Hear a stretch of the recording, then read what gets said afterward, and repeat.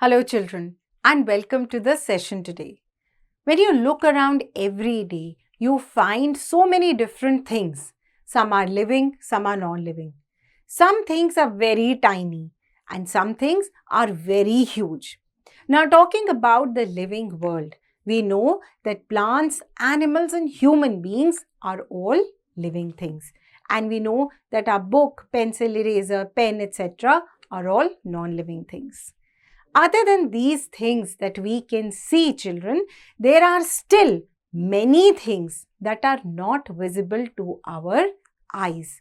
They are micro in size. Micro meaning very, very tiny. In order to see them, we need a microscope. Now, what is a microscope?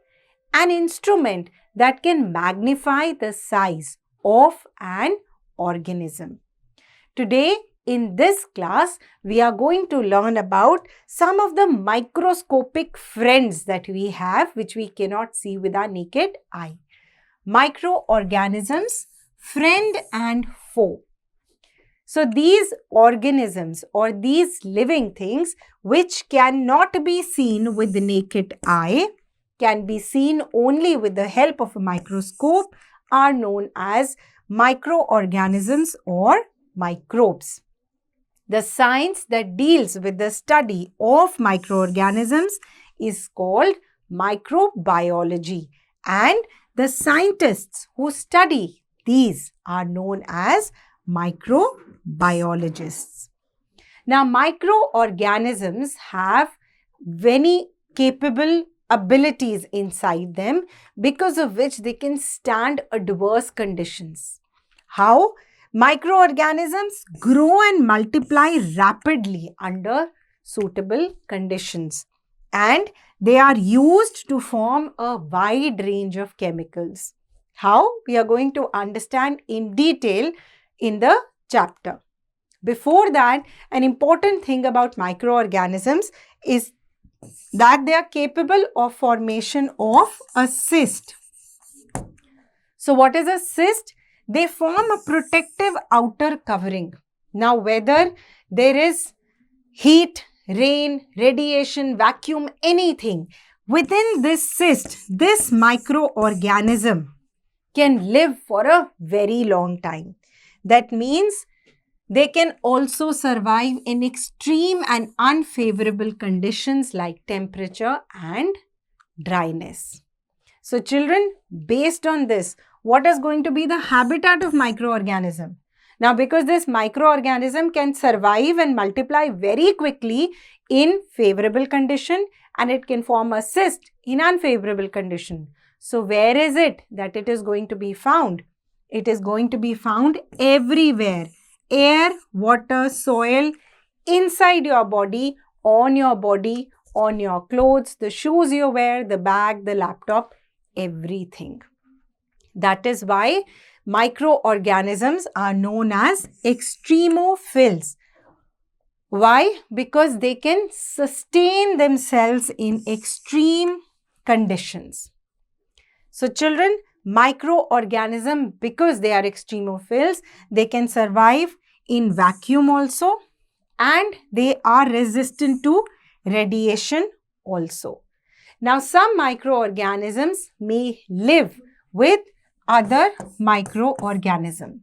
Now, sometimes this relation can be symbiotic, which means that both these people are benefiting from each other. Sometimes this relation becomes parasitic. So, what is parasitic relation?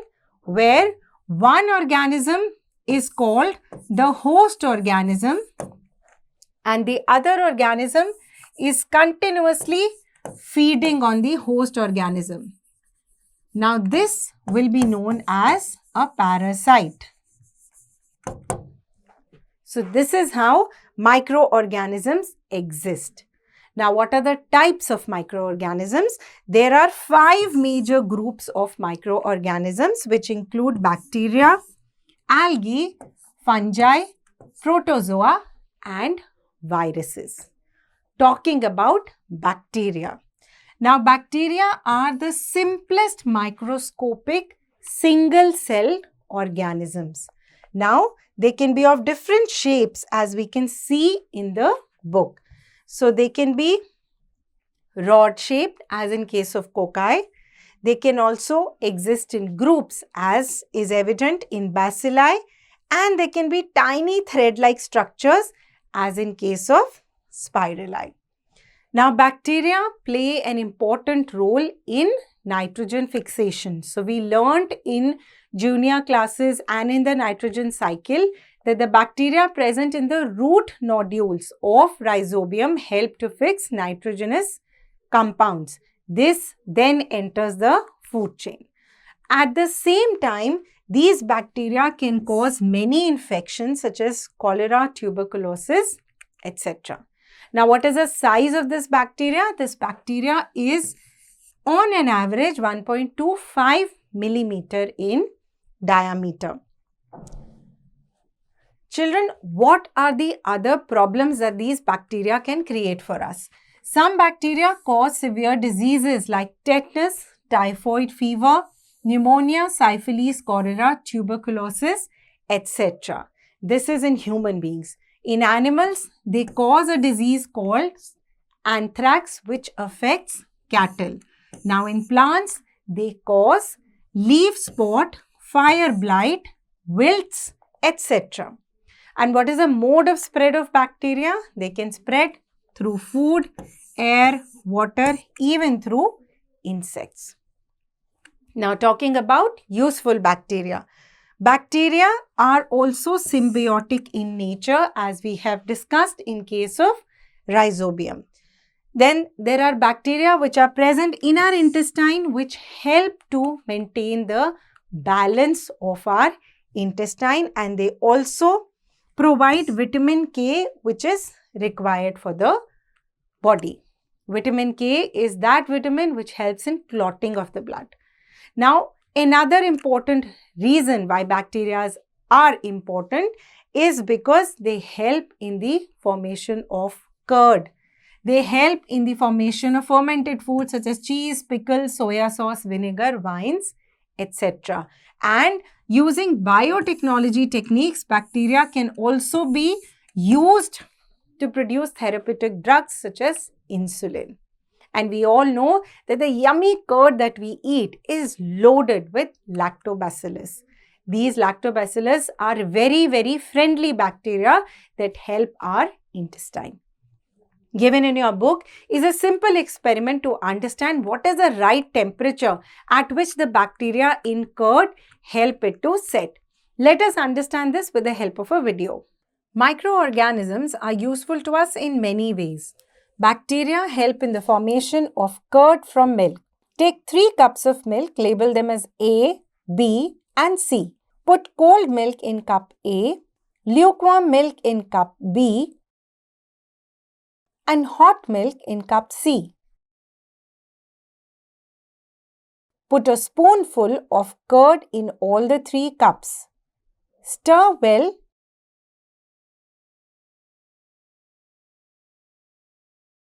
and leave them undisturbed for 5 to 6 hours. You will observe that curd is formed only in cup B that contained lukewarm milk. As the bacteria multiplied and produced acids, the milk curdled and thickened to form curd. No curd was formed in cups A and C because bacteria are inactive in cold milk and hot milk. It is the lactobacillus that helps us to make curd from milk. So children, this was about bacteria. Coming next to algae. Algae are plant-like organisms because they have a cell wall and they have chlorophyll in their cells. So that means algae is going to be number 1, green in color. Number 2, it is going to be able to conduct photosynthesis. Now, where are algae found? They are found in wet and moist places. For example, bark of trees, the inside of water tank, rock surfaces. They are even found in snow and hot water springs. The size of algae varies from 1 micron to several meters in length.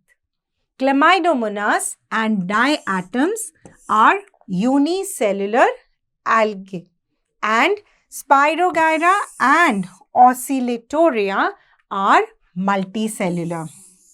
So that means algae can be multicellular also, and they can be unicellular as well. Now, harmful algae. So basically, we know that algae can be found on the surface of water. So if this algae continues to grow, what is going to happen?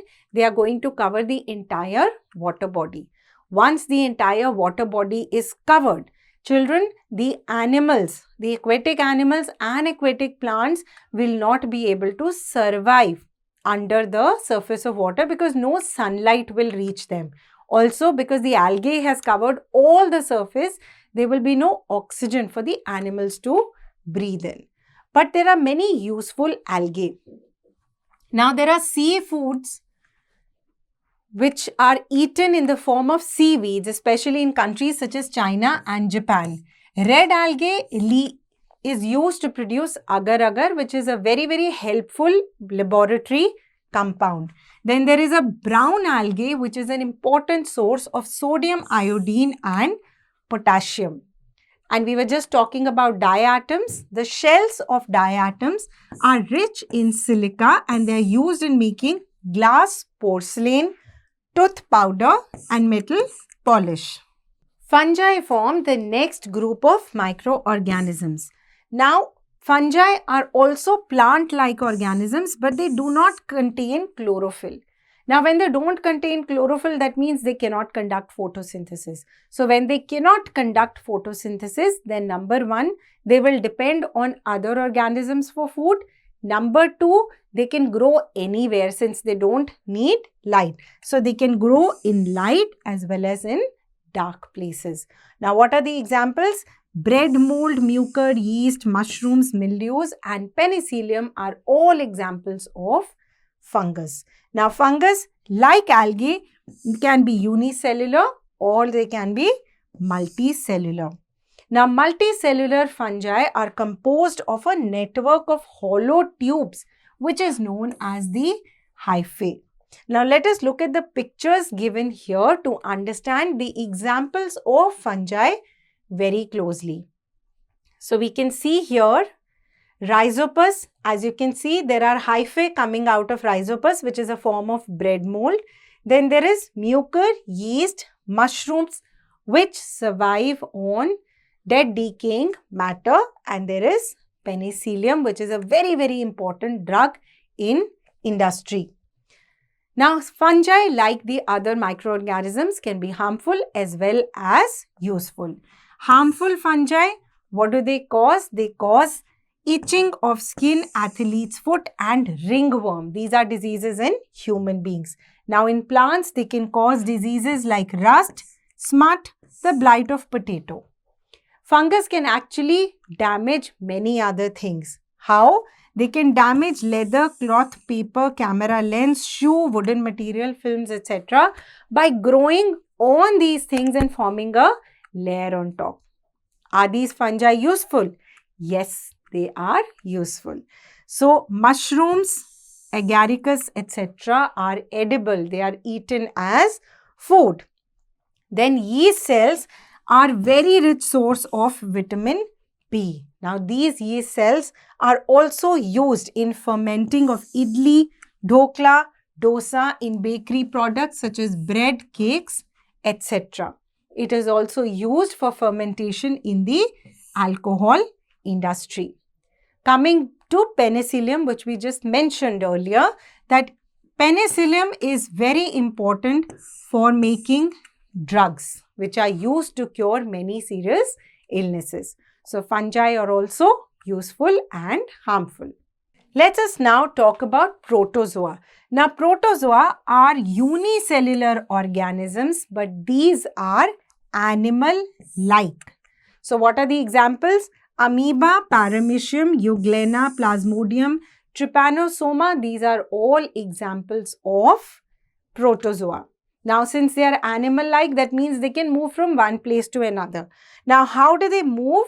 They move either with the help of pseudopodia, which are tiny finger-like projections that come out and come inside depending on the direction in which the organism is moving. They can be whip-like, like flagella, or they can be hairy structures as in case of cilia. Now, these are colorless organisms. They can be found in spherical, oval, oblong shapes.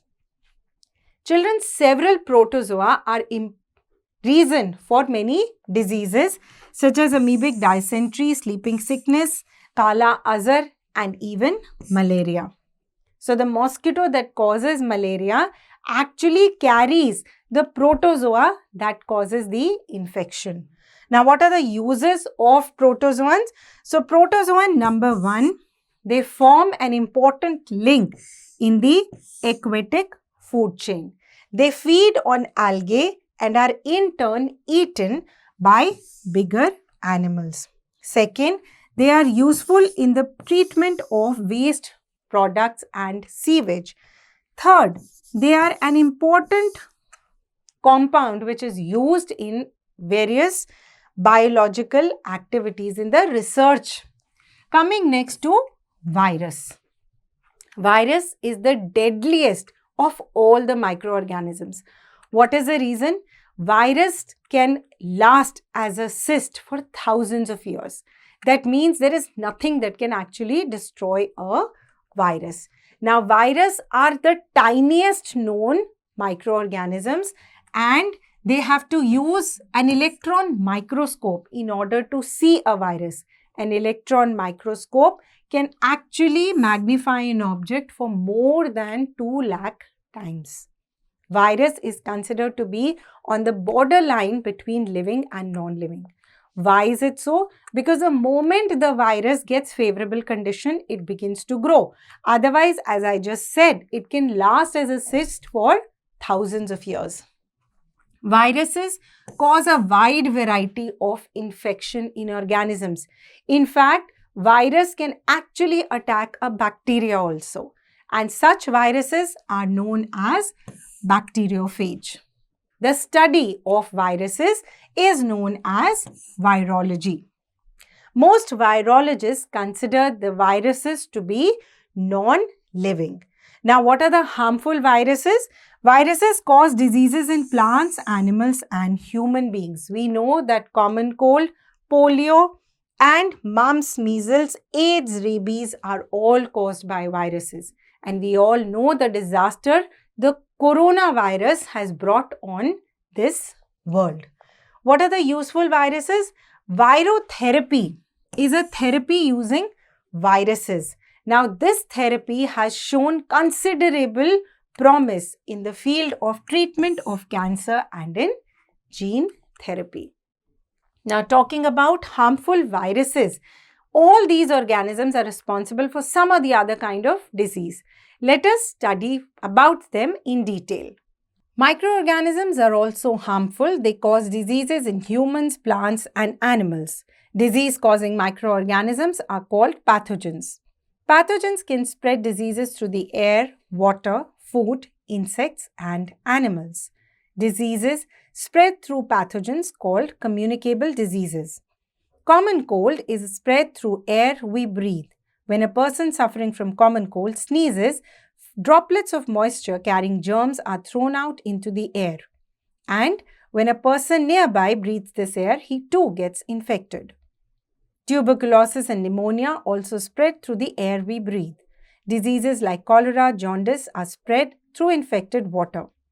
Cholera and typhoid are also spread by eating unclean food. Protozoa, bacteria, and spores of fungi eaten over body. Protozoa, bacteria, and spores of fungi spread through spoiled food. Children, in the struggle to fight COVID, we all know that all the countries around the world put their technology to use. Now, what makes these microorganisms so powerful? Number one, their size is too tiny, and number two, the distribution is too wide. We've just studied that they can form a cyst around themselves and they can survive in unfavorable conditions. So there's no way that they can die. Another is reproductive potential. Given a favorable condition, these reproduce to form millions more, not 100 more. That is the reason the spread of infection is so fast. Number three, variability. Now they come in a huge variety, and because of that, mutations keep taking place. So we saw how the original coronavirus came, then the Delta variant, then the Omicron, and then it just continued into mutating variations. As we have just read that these viruses spread through food also. So how do we protect our food? So the favorable conditions that lead to reproduction of these microorganisms are air, water, and warmth. In the process of food preservation, we eliminate these conditions. When these conditions are not there, how is the organism going to grow? Let us take some examples. So in case of drying or dehydration, as in case of papad, the food is completely dried. Even in case of dry fruits, that is how the condition, one of the condition of growth is removed and the microorganism does not survive. Next comes freezing. You remove the warmth. You freeze an item in cold storage like frozen peas, etc., frozen vegetables, frozen corn. All these things keep the food fresh for a very long time without any microbes growing in it. Then comes salting. Now what is salting? Salt, when added in a large amount, causes dehydration of the food item. So when there is dehydration, there is no water. When there is no water, the organism cannot survive. In case of pickling, what do? We add a lot of oil as well as a lot of salt. So we have removed air by adding oil. We have removed water by adding salt. So that is how pickles last much longer than the original food.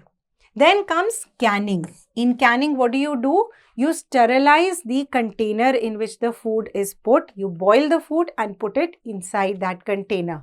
Air is eliminated, and of course, boiling ensures that whatever live germs were there, they are all frozen into a cyst.